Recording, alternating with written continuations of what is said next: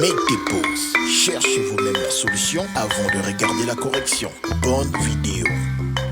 Pour l'exercice 140, on nous dit la suite géométrique Bn de premier terme B0 égale à moins 3 et de raison 1 sur 4 a pour limite. Donc en lisant les différentes réponses proposées, on comprend qu'il s'agit de calculer la limite de cette suite. Tout d'abord, il faut se rappeler des formules vues en classe de première pour trouver l'expression d'une suite géométrique étant donné qu'on a le premier terme et la raison. Donc on sait qu'on peut trouver l'expression de cette suite géométrique et ensuite on pourra facilement calculer sa limite. Donc en classe de première, on a vu que pour une suite géométrique, la formule est Bn est égal à Bp multiplié par Q puissance n moins P où Q est la raison. Pour P égale à 0, ça nous donne Bn et le Bp qui est le premier terme. Ici est donc B0 notre premier terme multiplié par Q puissance n moins 0, donc ça nous fait n. Pour P égale à 1, on a alors la formule Bn est égal à B1 multiplié par Q puissance n-1. On peut continuer, etc.,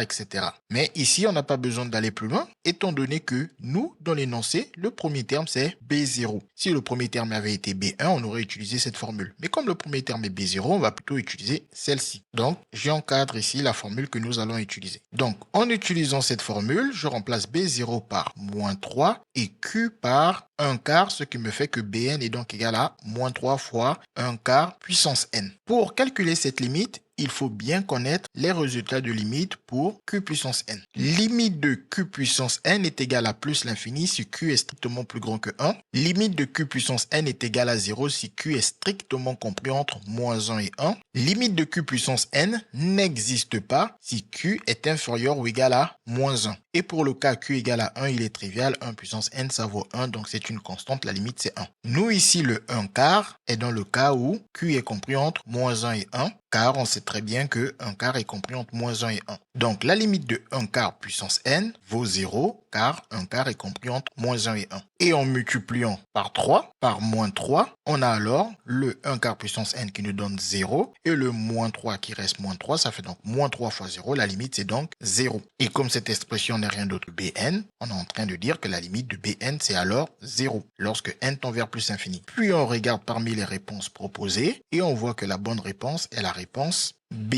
CQFD, ce qu'il fallait découvrir.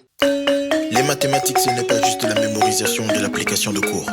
Ça nous aide à comprendre le monde qui nous entoure et à prendre des décisions.